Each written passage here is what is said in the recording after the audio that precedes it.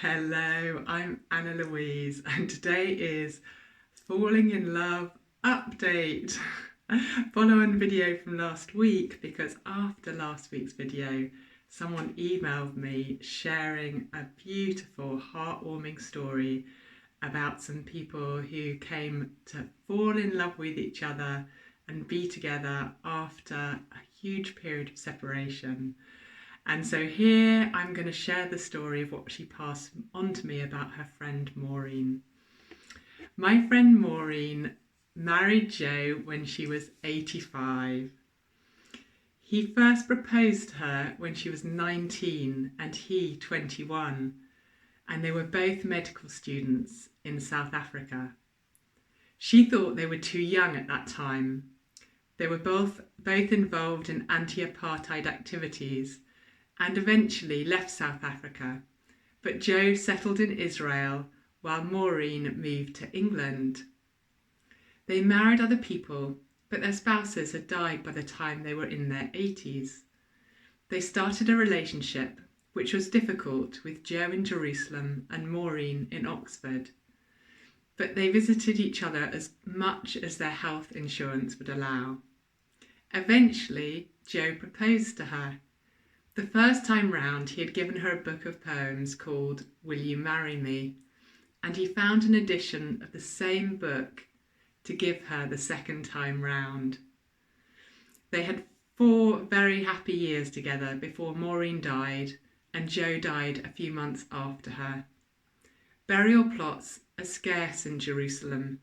The only one available I'm feeling a little bit teary. The only one available for Maureen turned out to be right underneath the one reserved for Joe. So how sweet is that?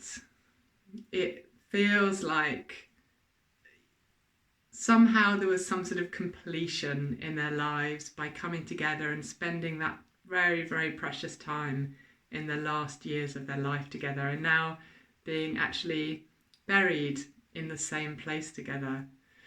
So we never know, right? We never know what might happen in this life, what might unfold in its many permutations.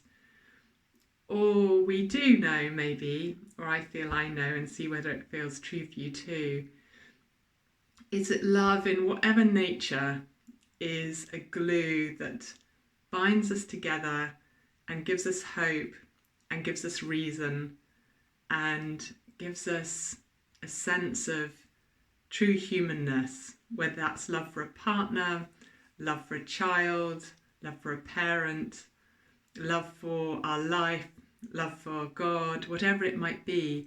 The potency of love itself is so wonderful and so precious. And when we share stories about love in whatever form, we can allow ourselves to receive it and receive the vibration of love and feel what it feels like and hold it in our hearts and know that little by little we can cultivate that vibration in ourselves.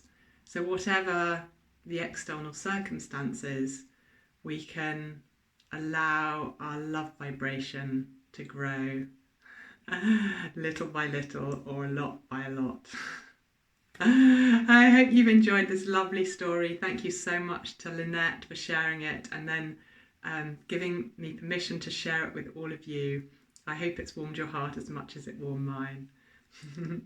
If you've liked this video, do press like and do share it with anyone that you think might be warmed by it as well, and do subscribe to the channel so you hear more videos from me.